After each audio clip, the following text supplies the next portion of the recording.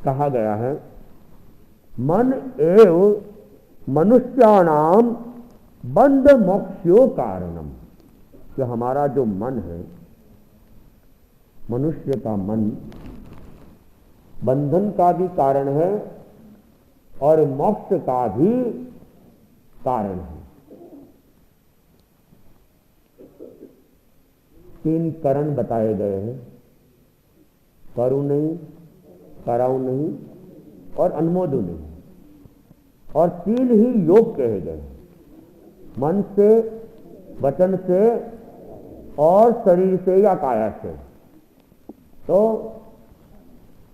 ये मन, वचन और शरीर से की जाने वाली क्रिया, करवाई जाने वाली क्रिया या उसकी अनुमोदना क्या करती है? या तो कर्मों को काटती है या कर्मों को बांधती है। सम्यक क्रिया है, लोकोत्तर क्रिया है, कर्म को काट ले। लौकिक क्रिया है, असम्यक क्रिया है और यथार्थ क्रिया है, तो क्या होगा? कर्मों का बंधन हो जाएगा। और ऐसा भी कहा जाता है कि मन, वचन और शरीर, इनसे कर्म का काटना या बांधना, उसमें सर्वाधिक योगदान मन का रहता है, उसके बाद में वचन का रहता है और उसके बाद में क्रिया का रहता है। जैसे कोई भी क्रिया व्यक्ति करता है, क्रिया करने से पहले व्यक्ति के मन में चिंतन आएगा, सोचेगा, अनेक बार सोचेगा, अनेक बार अपनी प्लानिंग करेगा, योजना बनाएगा, उसके बाद कहीं जाके या तो वो बोलेगा अथवा वो करेगा। तो बोलना और करना ये कम होता है और सोचना ज्यादा होता है। और बोलना या करना उसके साथ में कहते हैं कि सोचना तो अनिवार्य है, लेकिन सोचने के साथ में बोलना और करना वो अनिवार्य भी नहीं है। आदमी बहुत कुछ सोचता है लेकिन बोलता नहीं है और ऐसा करता भी नहीं है। कल्पनाएं तो बहुत थी, कल सवेरे जल्दी उठना है, भवन में जाना है, सामायिक करनी है, लेकिन जब सुबह का टाइम होता है, नींद आ रही, आज तो कल देखेंगे। तो करने का सोचा तो था, लेकिन फिर प्रमाद के अंदर चला गया।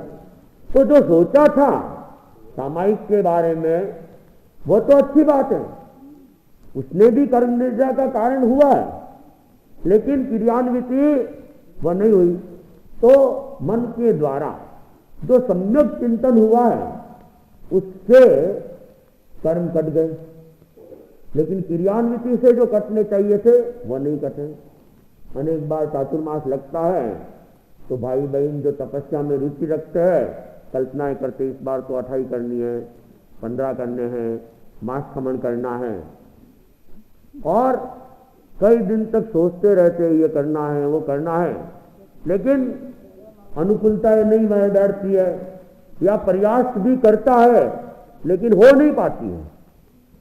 लेकिन जो भावना बनी है वो अच्छी है और उसने भी कर्मों की निर्जरा की है, क्रियान्विति के लिए कदम बढ़ाए तो वह भी निर्जरा का कारण है, लेकिन लक्ष्य तक नहीं पहुंच पाया तो पूर्णता नहीं मिलेगी, पूर्ण लक्ष्य की प्राप्ति नहीं होगी। तो चाहे शुभ कार्य हो चाहे अशुभ कार्य हो, उन दोनों से कर्म बंधन मन से अधिक होते हैं, वचन से कम होते हैं, और शरीर से तो और भी कम होते हैं। दूसरी बात एक और है कि कर्म बंधन एक ही क्रिया में किसी की अधिक करते हैं और किसी के ज्यादा बनते हैं। काटने की प्रक्रिया है तो समान कर्म सबके करते हैं, ऐसा नहीं। एक ही क्रिया दोनों कर रहे हैं, चाहे वो सामायिक की हो, चाहे माला की हो, चाहे उपवास की हो। क्रिया दो व्यक्ति समान कर रहे हैं और समान मात्रा में कर रहे हैं, फिर भी कर्म निर्जरा समान नहीं होगी। ऐसा क्यों? माला फेरी मान लो, दो व्यक्ति ने फेरी, एक ने स्थिरता के साथ, तन्मयता के साथ और पूर्ण श्रद्धा के साथ उसने माला में 10 मिनट का समय लगाया, दूसरे व्यक्ति ने भी 10 मिनट का ही समय लगाया, लेकिन उसका मन एकाग्र ही नहीं था, माला के प्रति श्रद्धा नहीं थी। बस इस माला को 108 बार पूरा करना है। मन कहीं और दौड़ रहा है, मन कहीं और भाग रहा है, मन में कुछ और कल्पनाएं हैं। तो फिर जिसने एकाग्रता के साथ की है उसको लाभ ज्यादा मिलेगा, और जिसने एकाग्रता के साथ नहीं किया तो उसको लाभ भी उतना नहीं मिलेगा। वो एक ग्लास होता है ना, मैग्नीफाइड ग्लास जिसे कहते हैं, कि दो व्यक्ति अगर दोनों धूप में लेके खड़े रहे, दोनों ही धूप में खड़े और कागज के ऊपर उस ग्लास को, लेकिन एक व्यक्ति ने स्थिरता के साथ उसको सूर्य की किरणें दी है और दूसरा व्यक्ति किरणें तो दे रहा है लेकिन हिलाता जा रहा है, हिलाता जा रहा है, हिलाता जा रहा है। तो जो एक जगह पे स्थिर है, कहते हैं 2, 4, 5 मिनट के अंदर वो कागज को जला देगा, लेकिन दूसरा व्यक्ति हिला रहा है, वो 2 घंटे भी हिलाता रहेगा, कागज पे कोई फर्क पड़ने वाला। जहां 2, 4, 5 मिनट में कागज जल गया और एक व्यक्ति 2 घंटे में भी उसको जला नहीं पाया, क्योंकि एकाग्रता वहां पे नहीं थी। वही चीज माला के साथ में हो सकती है, उपवास के साथ भी है। एक आदमी ने उपवास किया, बस उपवास है, अब कुछ नहीं है, धर्म ध्यान करना है, माला फेरनी है, स्वाध्याय करना है, सारा ध्यान उसका आत्मान्मुखी है, कर्म निर्जरा उसको अच्छी हो जाएगी। और दूसरे का अरे उपवास है, अभी तो 10 बजे है, इतने घंटे बाकी है, इतने घंटे बाकी है, उसके दिमाग में क्या चल रहा है कि बस वो सूर्योदय वापिस कब होगा और कब ये उपवास पूरा होगा और कब पारना होगा, और कल पारने में ये खाना है, वो खाना है, ये खाऊंगा, वो खाऊंगा। खा तो नहीं रहा है, लेकिन दिन भर खाने का ही चिंतन है। उपवास तो किया है, उपवास में खाया उसने भी नहीं है, खाया उसने भी नहीं है, लेकिन वह न खा के भी भावनाओं से क्या कर रहा है, खा ही रहा है। तो वैसी स्थिति में क्या होगा, उपवास दोनों का है, लेकिन दोनों के उपवास में फर्क। तो वैसे ही कोई क्रिया है, क्रिया अशुभ क्रिया है, कर्म का बंधन हो जाएगा, लेकिन बंधन सबका अलग अलग हो सकता है। कल रात को भी, कल लंबी जिज्ञासा है और चल रही थी, किसी ने प्रश्न कर लिया था कि एक आदमी जमीकन, हरा जमीकन उसको खा लिया, किसी ने उसको सुखाया और सुखा के खाया, क्या होगा? क्या होगा? पाप तो दोनों को लगेगा, और दोनों ने ही समान जीवों को मारा है। लेकिन ऐसा है कि जिसने एक साथ, मान लो जैसे प्याज है, एक बार में उसने साग बना दिया, अनंत जीवों की उसने हिंसा कर दी, उसको पाप लग गया। और एक व्यक्ति ने उसको काटा, काट के टुकड़े टुकड़े किए, टुकड़े टुकड़े करके फिर धूप में सुखाया, तो उन जीवों की हिंसा में प्रोसेस बहुत लंबा हुआ है, उनको किलामना भी ज्यादा हुई है, वेदना भी उनको ज्यादा हुई है, तो क्या होगा? कर्म बंधन ज्यादा होगा। जैसा उदाहरण के तौर पे एक आदमी आया और किसी को बंदूक मार दी, एक गोली लगा दी और खत्म कर दिया, उसका भावना तंत्र भी 1 मिनट में पूरा हो जाएगा कि मारना है, गोली चला ली। लेकिन दूसरा व्यक्ति, उसने उसको भी दूसरे को मारना है, अब उसने क्या किया? उसकी एक अंगुली काटी, फिर दूसरी अंगुली काटी, फिर तीसरी अंगुली काटी, फिर पंजा काटा। तो जितनी बार वो काट रहा है, उसकी क्रूरता की भावना भी, मार तो एक आदमी को ही रहा है, लेकिन वो धीरे धीरे मार रहा है। तो वो आदमी, उसके तो एक बार वेदना हुई, खत्म हो गया था, लेकिन दूसरा तड़प तड़प के मर रहा है, और मारा भी तड़पा तड़पा के जा रहा है। अब बताओ हिंसा किसको ज्यादा लगेगी? हाँ, जो तड़पा तड़पा के मारेगा, क्रूरता भी लंबे समय तक चलेगी और उसको पीड़ा भी लंबे समय तक होगी। तो अब जैसे सुखा भी दिया है, जीव तो अनंत ही मारे हैं, लेकिन सुखाने के बाद वापिस उसको बनाने में प्रक्रिया चालू होगी। उसमें प्रक्रिया एक बार ही लगी थी, अब इसमें प्रक्रिया 2 बार लग रही है। जब सूखी हुई चीज का वापिस आप साग वगैरह बनाओगे, तो एक वापिस नए प्रोसेस से प्रक्रिया चालू करोगे, तो क्या होगा? तो दूसरी चीज, वो तो ठीक है, चलो अतीत ही है, लेकिन उस प्रक्रिया को बनाने में अब आप अग्नि, पानी जो भी यूज करोगे, उसने तो एक बार ही कर लिया था, पहली बार में तो जिसने किया था एक बार ही कर लिया था, और दूसरी बार में पहले तो उसको तड़पा तड़पा के तो सुखाया, अब वापिस पानी, अग्नि जो भी है उनका उपयोग किया।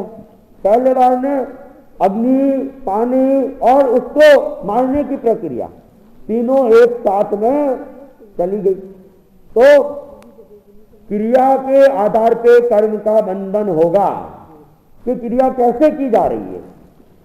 एक और बात है कि कर्म बंधन किसके ज्यादा होगा? कर्म बंधन ज्यादा किसके होगा? एक आदमी ने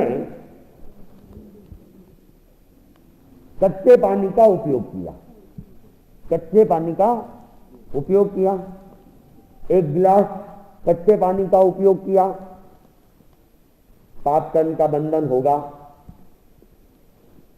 और वो इससे अनजान है कि इसमें असंख्य जीव है, इस बात से वो अनजान है कि इसमें असंख्य जीव है।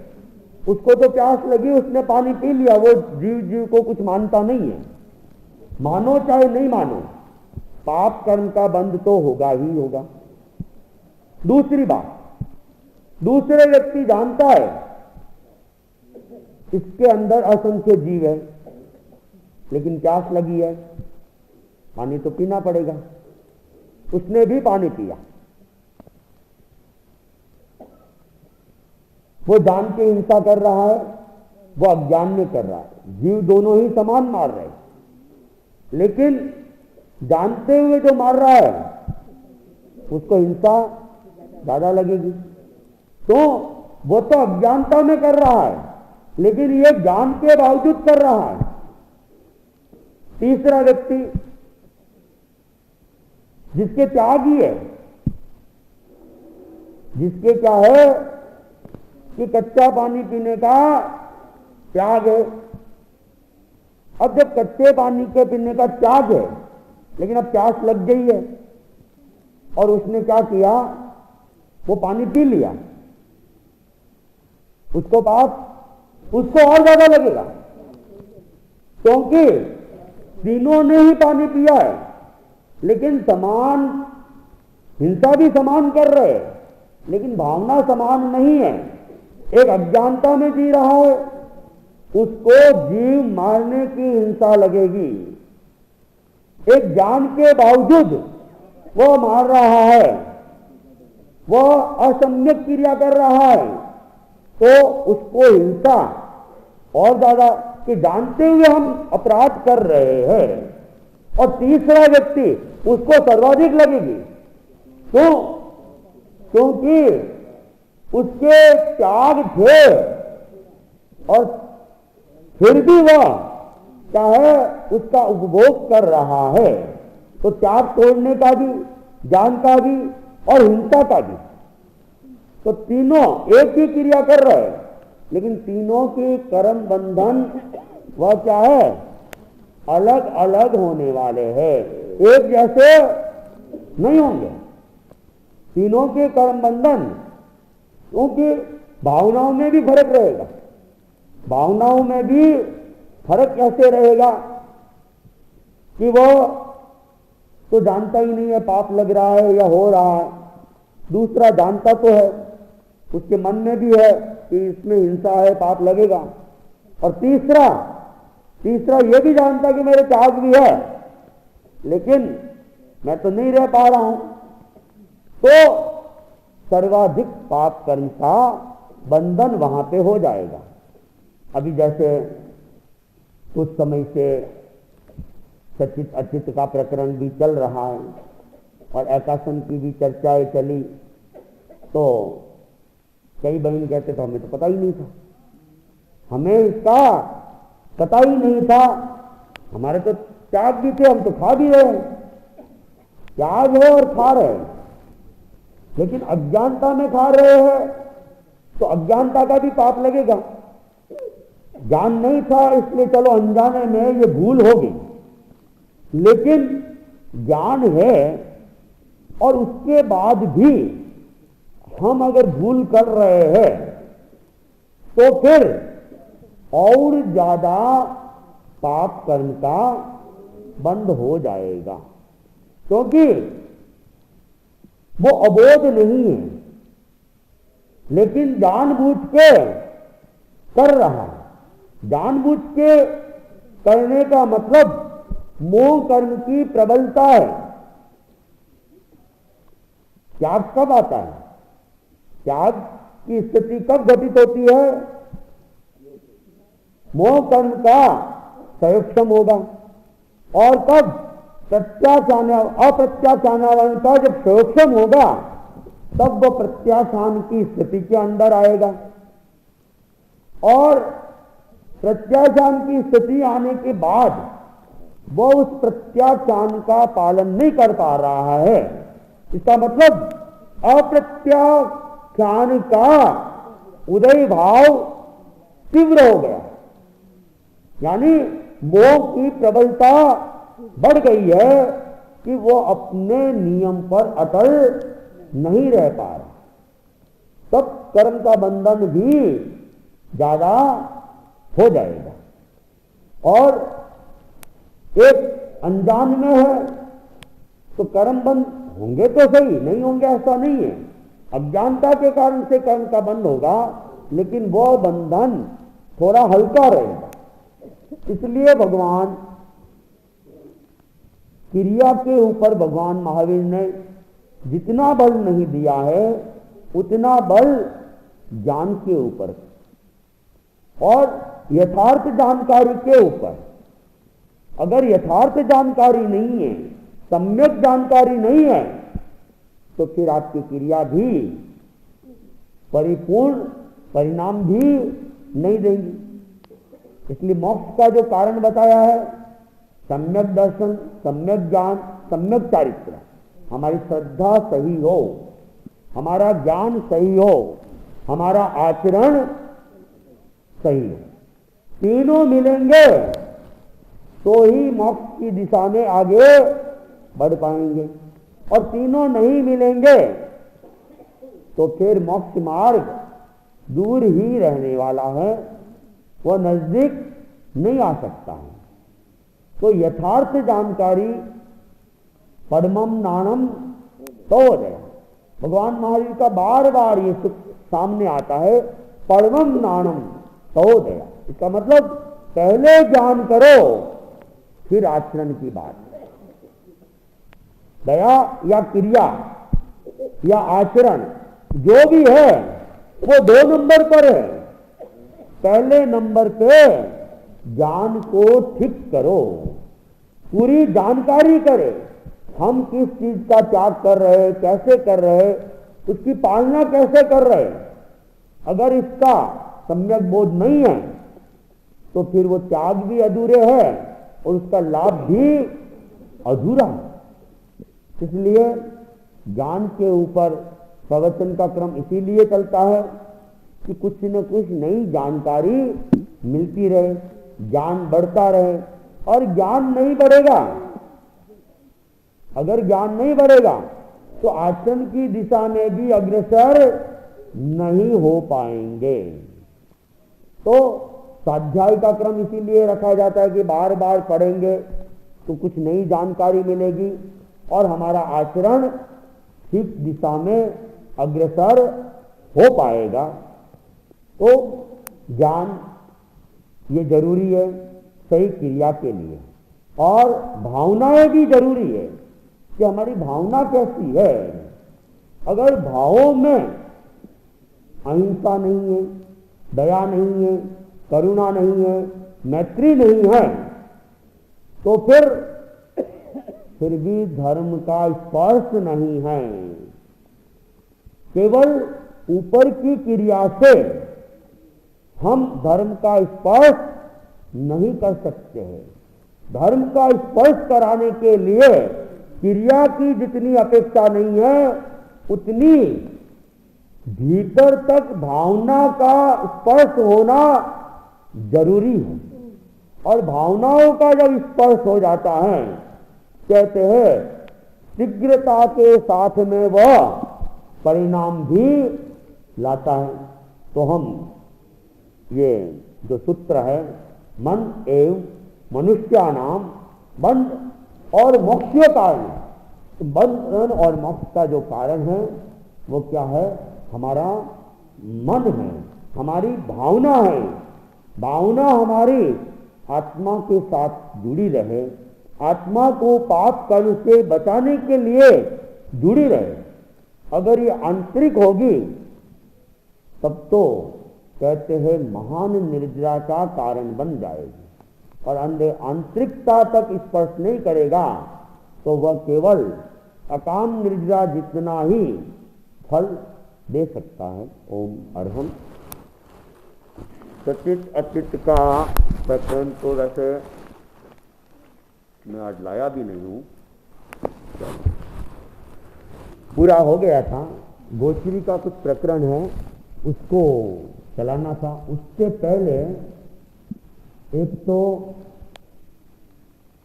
अनेक भाई बहन वंदना वगैरह करते हैं और सुखताता भी पूछते हैं। और सुखताता किसकी पूछते हैं? ज्ञान दर्शन चारित्र की सुखताता। तो ये ज्ञान दर्शन चारित्र की सुखताता पूछना ही गलत है। किसकी पूछनी चाहिए सुखताता? सुखताता किसकी पूछनी चाहिए? हाँ, तो अपने यहां जो शब्दावली है सागर संधिशिका के अंदर आई हुई है, आज मैं लाया नहीं हूं। तनु रत्न की सुखताता। क्या सुखताता?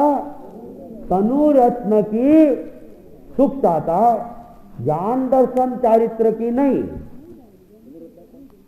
हाँ, अब यह है कि तनु रत्न कौन से? तो प्रश्न ही गलत है। तनुरत्न कौन से नहीं, तनुरत्न कौन सा, बहुवचन नहीं, एक वचन। आपका प्रश्न आपकी दृष्टि में सही है, क्योंकि अभी हमारी जो ज्ञानशाला की बुकें चल रही है, शिशु संस्कार बोध, उसके अंदर भी गलती चल रही है। तनुरत्न की शिक्षाता तो लिखा हुआ है, तनुरत्न की शिक्षाता लिखा हुआ है। तनुरत्न अर्थात ज्ञान, दर्शन और चारित्र, ये उसका अर्थ कर दिया। वैसे देखा जाए तो आपका प्रश्न ठीक है, क्योंकि उन्होंने भी अर्थ 3 बता दिए कि कौन से तनुरत्न के ज्ञान, दर्शन और चारित्र, जबकि ये ठीक नहीं है। तनुरत्न का मतलब होता है शरीर, तन, तन, तन की सुखताता। सुखताता किसकी? तन की सुखताता। तो तनुरत्न का मतलब है कि साधु का जो शरीर है, साधु का जो शरीर है वह साधना में लगा हुआ है, तो वह भी बहुमूल्य रत्न से कम नहीं है। इसलिए शरीर को रत्न की उपमा दी गई है।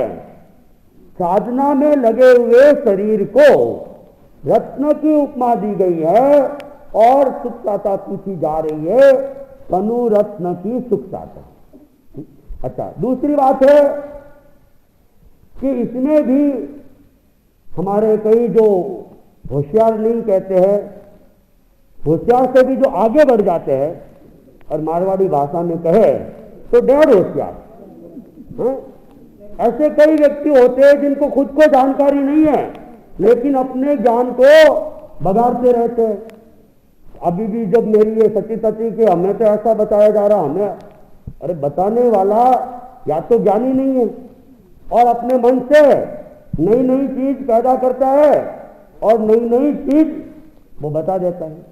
तो पता नहीं, हमने शायद जो सुना था, जहां तक मेरी स्मृति के अंदर है, किसी ने मुझे कहा था, शायरा के अंदर की बात है, कि सूरत के अंदर उपासकों ने कहा कि तनुरत्न की सुखताता तो गुरुदेव को ही पूछी जाती है, साधु साधियों को ऐसी अपनी परंपरा नहीं है, न आचार्य प्रवर का कोई ऐसा निर्देश है, और श्रावक संदेशिका में नियम को स्पष्ट देखा जा सकता है कि सुबह शाम की वंदना में चारित्र आत्माओं को तनुरत्न में, कल शब्दावली जो है सुखताता पूछे, सामान्यतया जो वंदना करते हैं उसमें सीधे ही सुखताता पूछ सकते हैं।